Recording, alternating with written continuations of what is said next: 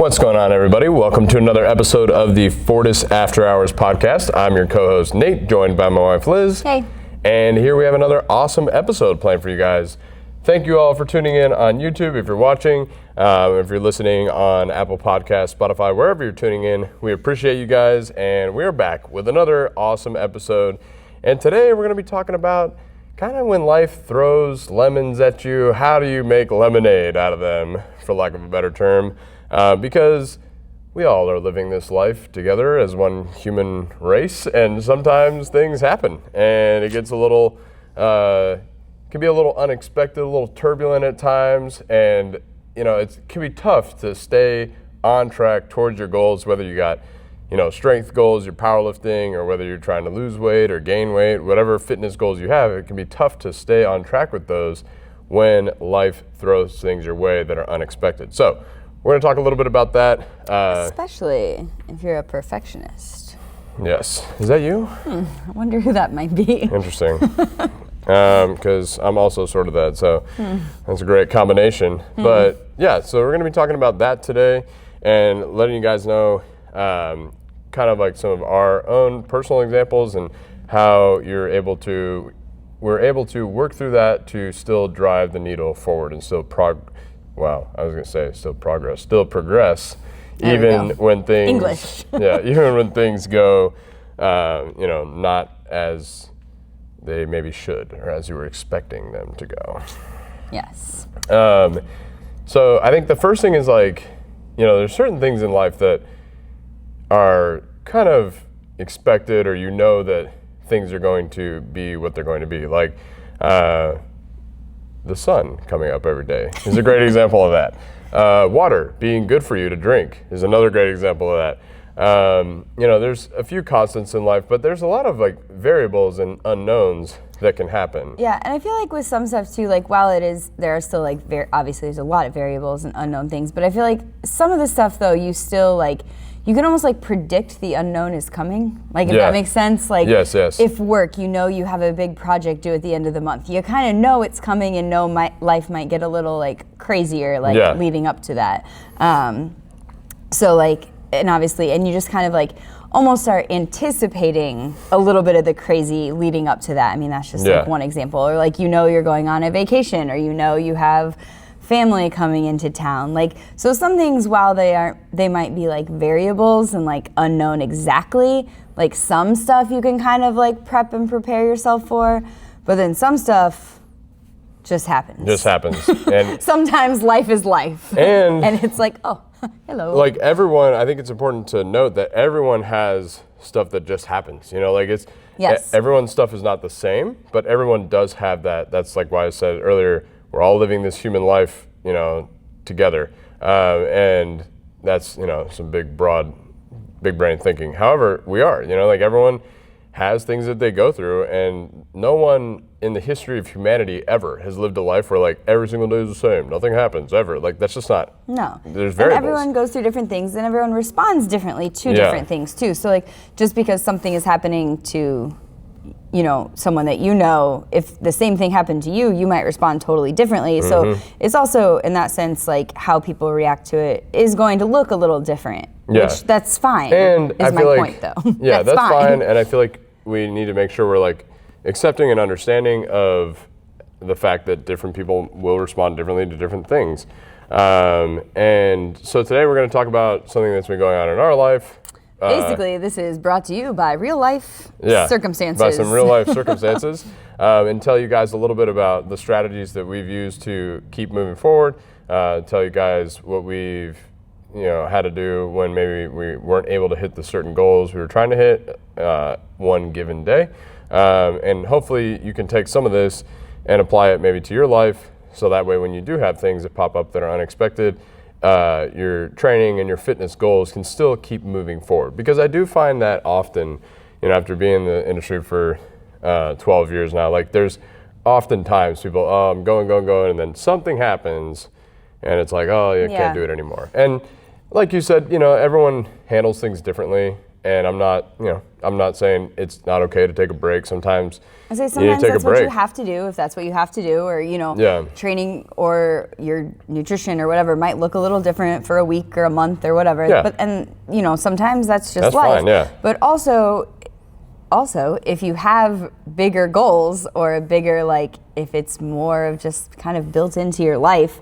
as it is for us, taking a break isn't really an option for us, which is fine. That might make us a little crazy. But I know there's other people out there like us too. Yes. So this is for the people that are maybe a little bit crazy like we are, or the people that want to be a little bit crazy. Which is okay. Yes. Welcome to the crazy house. Crazy. It's okay. All right. So we're gonna go ahead and kind of, like I said, let's share a little bit of stuff that's been going on. So. Well, basically. Yeah, Liz is gonna share that. So. Basically, what's been going on, Liz? For the last 3 months, Toby has decided he doesn't like to sleep at night anymore, which means we don't sleep at night anymore.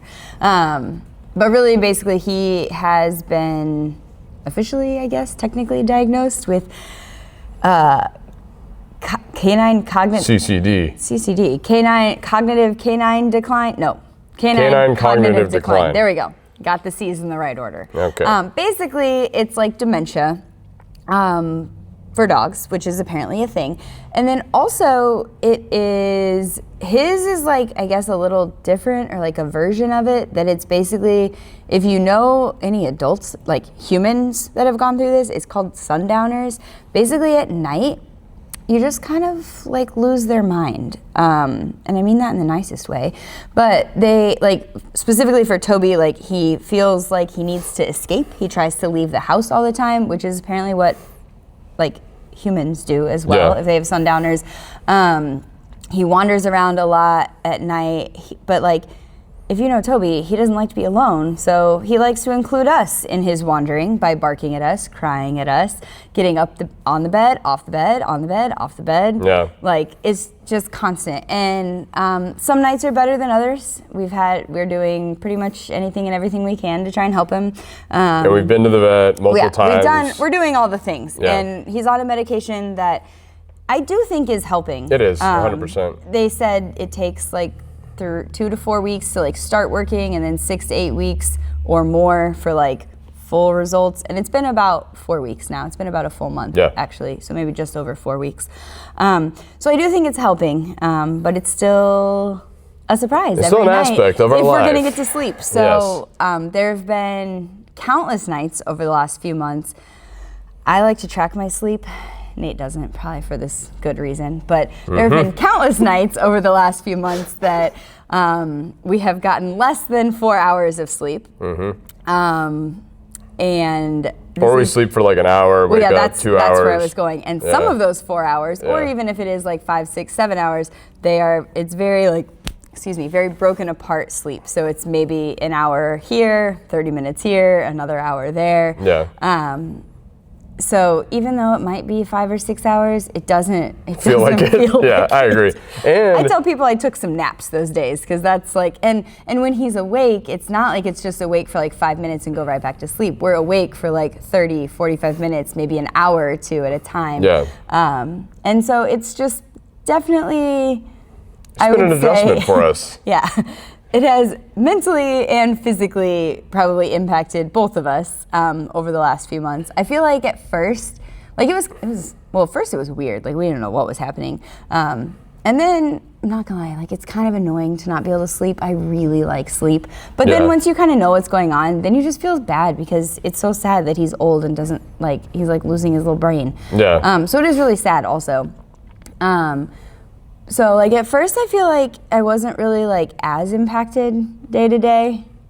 Yeah. Other than, like, the nights that I would only sleep, tired, like, 3 to 4 hours, then I would just be tired the next day.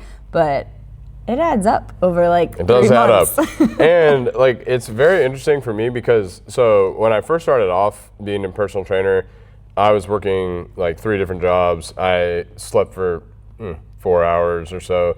Like, probably somewhere between 3 and 5 hours a night for years. And I was like relatively fine. However, I was like 18, 19, 20 range. And just like everyone says, as you get older, it just is different. And then also, I think a key aspect of that is I had a schedule. So I would go to bed at like, 1 or 2 a.m., but I would be waking up. There's no schedule. Yeah, I would be waking up at the same time.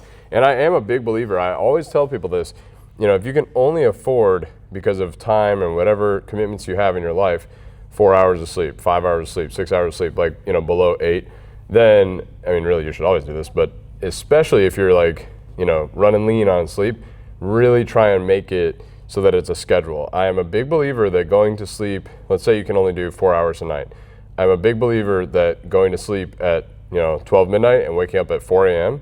is going to be much better for you than if one night you go to sleep at 12 a.m., the next night you're super tired, so you go to sleep at 11, you end up waking up at 4, oh, I got 1 more hour. It's like, or like it, and I think, like of course if you have the time to get some extra sleep, whatever, but my point is this is not like that, and it's been a big adjustment for like myself as well, because I'm not bad off like sleep. Like, I don't know, I don't need to sleep as much. I need way more sleep. Yeah, Liz needs more sleep than me, but I don't know, she also has stronger dots than me, so. Sleep for the win. Exactly. But anyways, yeah, so it's definitely been an adjustment for us, and that's kind of what's been going on, so. But really, so kind of our point with this, or like why we kind of wanted to share this, is like throughout this all, we have continued to train. And we do have people that ask us, like, how are you still doing this? Like, how are you still showing up? How are you still training? How are you still working? Because we haven't really adjusted too much of like what we do in our day-to-day life, I guess. Little things here and there, which we're going to kind of talk about. But that's kind of why we wanted to bring this up, because like it is kind of definitely not the most ideal situation. So what things we're doing outside of that to help us to kind of like get through this and continue doing what we're doing. I will say one of the things you were like just talking about, like having a sleep schedule, while we can't do that, that could be something that like someone could implement if like obviously their situation is not the same as this, but like if they are just super busy, or they just have, different things going on in life and they're not able to get like 7-8 hours of sleep, 6 whatever hours of sleep a night. If you are in that 4 or 5, maybe 6 hours sleep, like having that set schedule is something that I think people don't really think about that could be extremely beneficial to helping continuing to allow them to do things that they might not be able to do if their schedule is like all out of whack, like going to bed at 10 o'clock, then midnight, and then 9 o'clock, and then 11 o'clock. Like every night is different. Even if it's the same hours of sleep, if every night's different, your schedule is just different.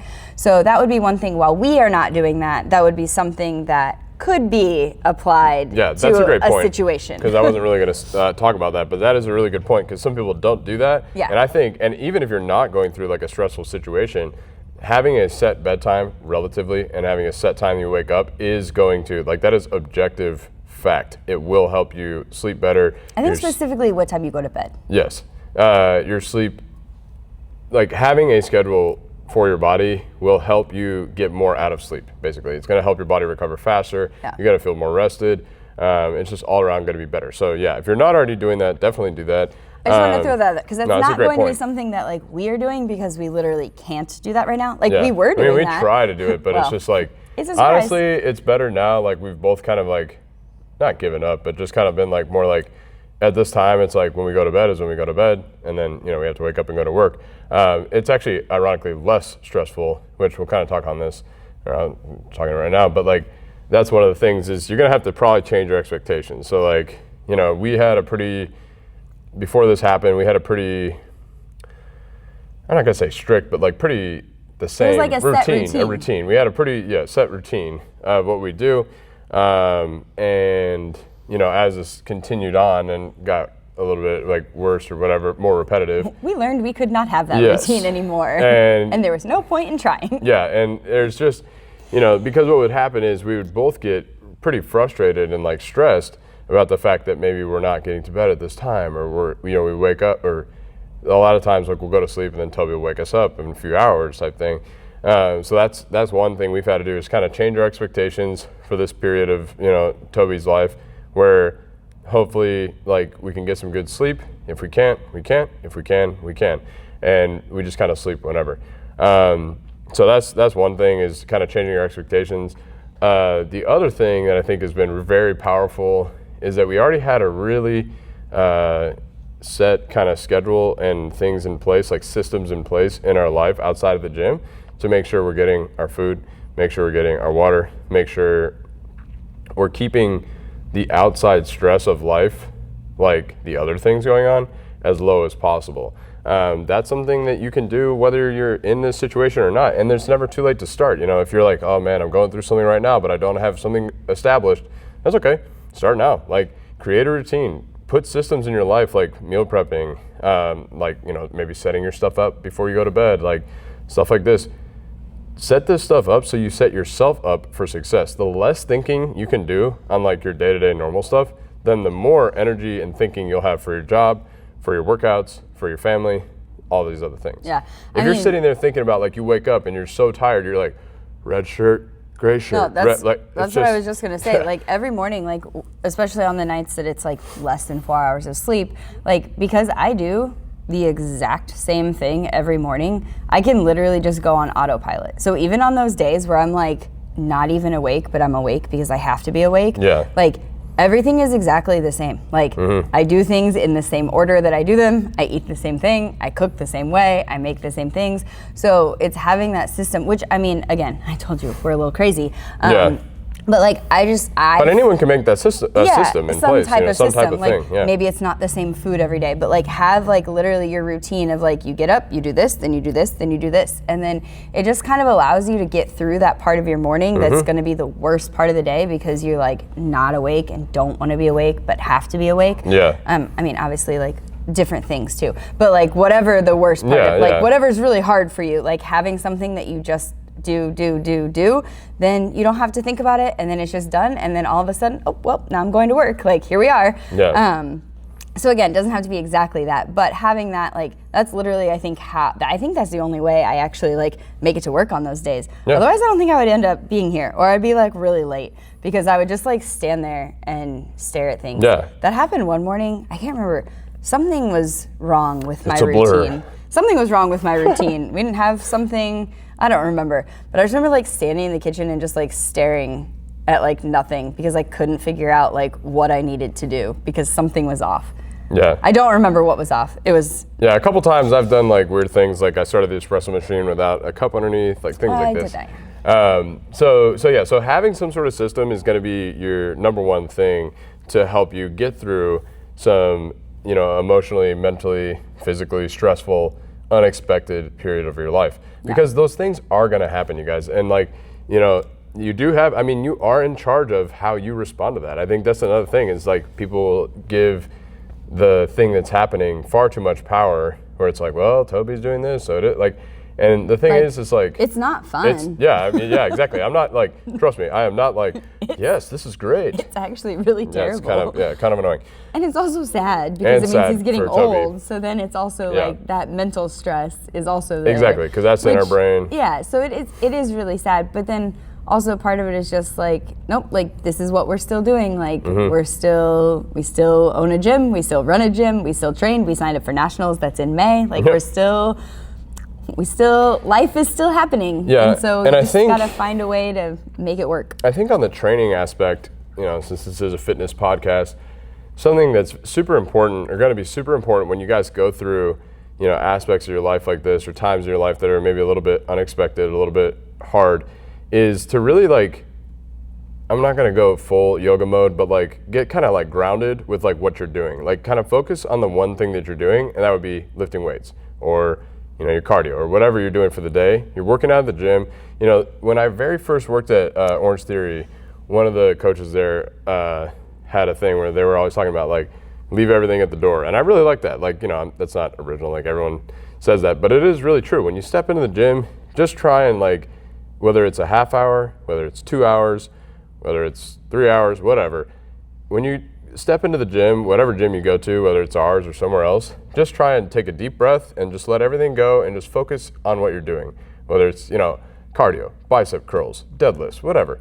Because what it's gonna do is give your mind a little bit of a rest from like everything going on. Because, and this is something I think me and Liz are both able to do because again, we've trained for a long time, but you know, I don't think much on what's going on with Toby or like these things when we're training. Part of that's because we're lifting weights.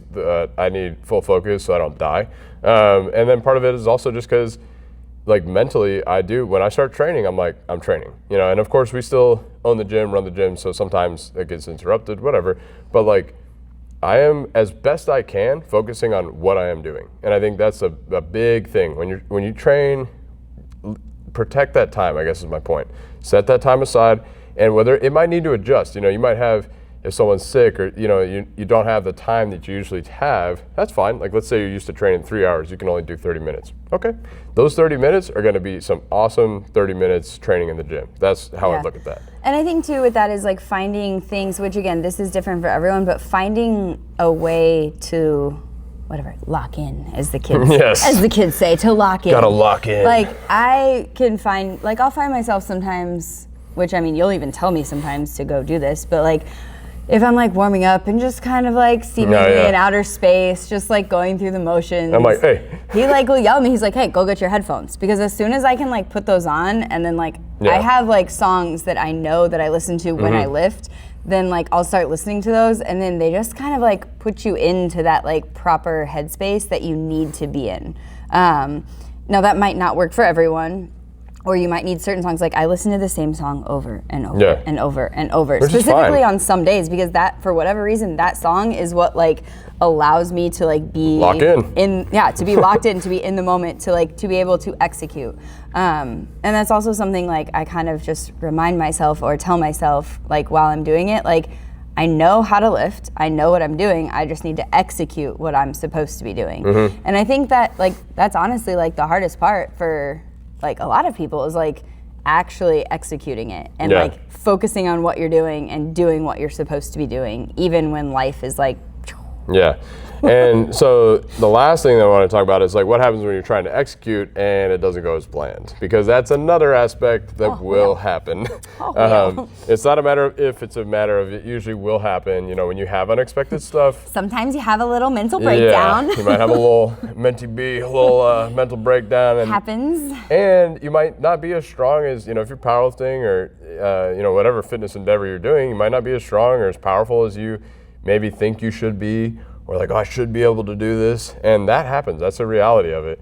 A quick story from my training this past week, we have this stuff going on with Toby, and then I was going to attend a funeral of a client that I used to train years ago, and I had a really big deadlift plan that day. And I did everything possible to like make sure that my mind was set up, and it was like I was ready to pull. And I would say also like nutrition was on point. Oh yeah, everything water was on point. You had a little extra food even. Because sometimes a little extra food can help the lack of sleeping. And I did, everything that I could think of to control those variables, or to control the variables that I could control to set myself up for success on that deadlift day.